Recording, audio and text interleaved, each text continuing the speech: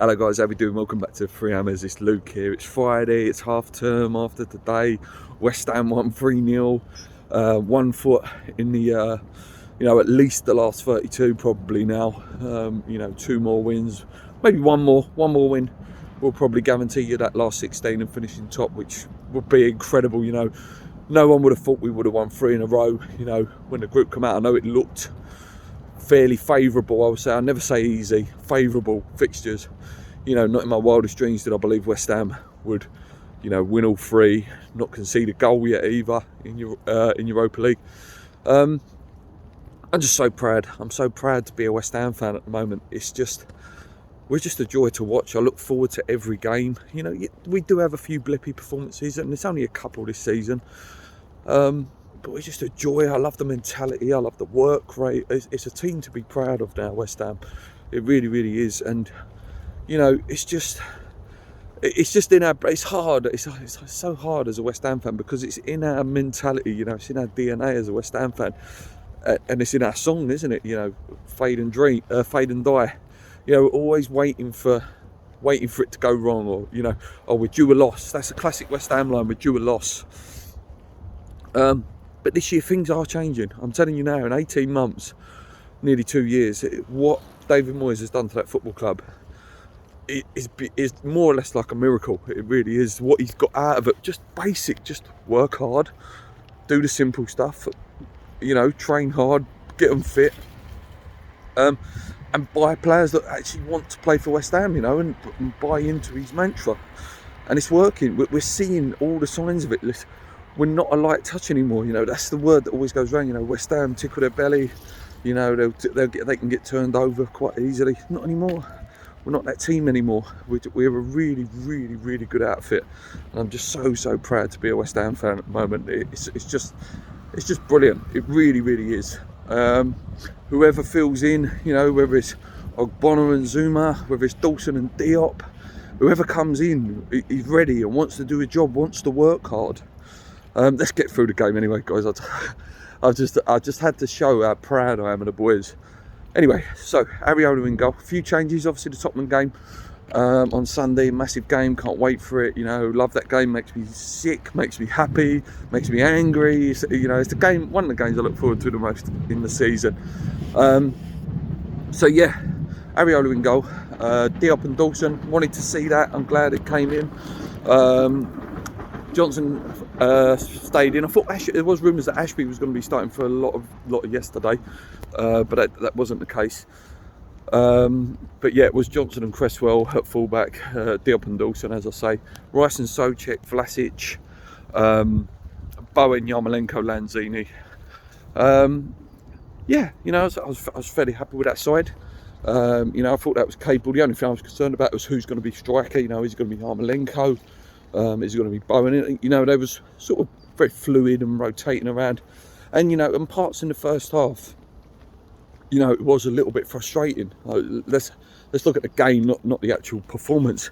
In the first half, a little bit frustrating. No one was, because there was no clear striker, there was no one making them striker runs. There was no one, getting into the box like Antonio would. And we know that Antonio's so, pivotal to everything we do at West Ham. He's so crucial to the way we play, the style of play that we play.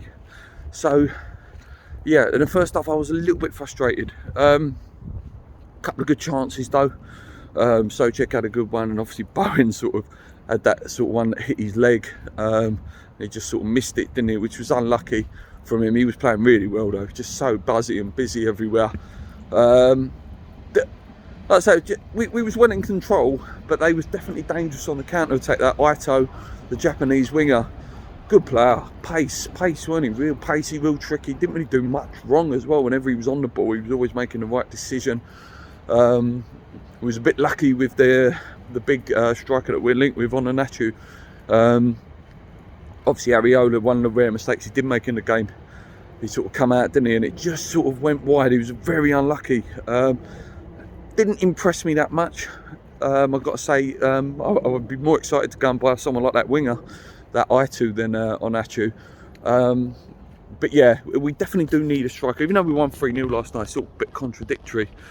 We still need someone. We do. It's just because that game could, if that game would have went 1-0 down, it could have been a completely different game. And then you're thinking, oh, who's he got to bring on that can maybe get us a goal? But yeah, thankfully we didn't need anyone. Second half, a lot better performance. We went up a gear, we stepped it up. Craig Dawson with a header. He's so dangerous. Any corner, I love Dawsey. You know what I mean? Yeah. There's games that he shouldn't be playing in the Prem, but he will do a job. He reminds me so much of Ginger Collins. So dangerous in the air. Will always get goals. And yeah, great for him. Yeah, great game. He's very assured on the ball as well, actually, old Dawson. Then second goal, Issa Diop. So happy for him. So happy for him. Listen, I've been one of his critics recently. Well, not so much recently, maybe last season, where it was like he needs to pick up his performances. He's looked a bit Bambi on ice. He's coming again. He's going again. He looks strong again. He looks athletic again. And it's great. It's great to have 4 centre halves that you can trust. If Foggy does break down a little bit, or Zuma breaks down, you can trust those two to come in and do a job.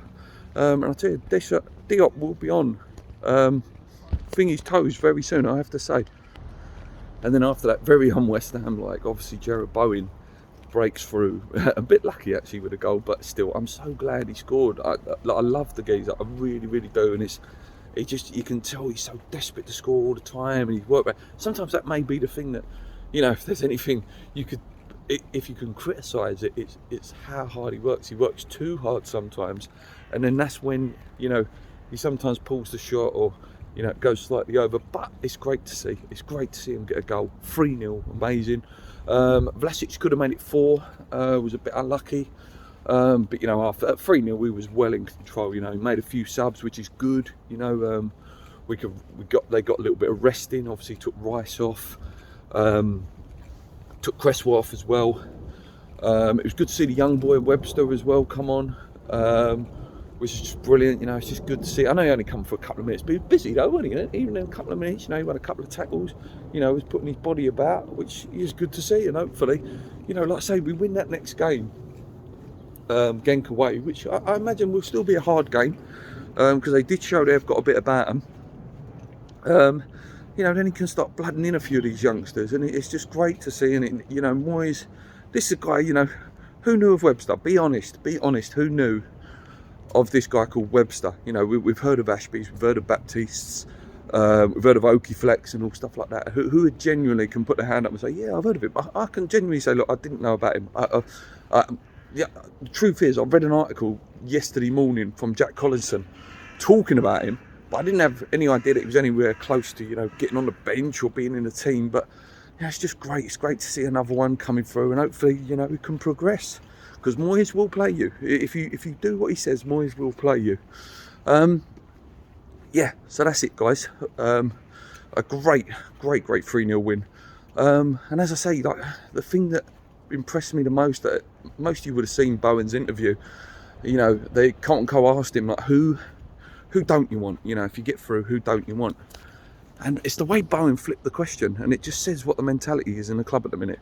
He flipped the question and said, I'll tell you what, Colton, if West Ham go and win, the next 2-3 in the group, people will be looking at us going, we don't want to play West Ham. And that is a great place to be in, against Europe's top teams, looking at us going, I don't fancy playing West Ham. And yeah, it's true, no, we shouldn't fear anyone. I don't fear anyone. Like I say, the only time I fear a club is when we're played in Europe, and we're playing on a Sunday, because that's the only time we've lost. We lost against Manchester United, lost to Brentford, but we had a Europa League game. Tottenham rested a lot of players yesterday in their Conference League game, so they're taking it just as serious. So Crow wants to get in on the show. But yeah, it's going to be a great game on Sunday. I'll do a preview tomorrow, and maybe me and Paul, hopefully we'll get together for a podcast at some point this weekend. But yeah, what a day to be a West Ham fan. Enjoy it, guys, where you can.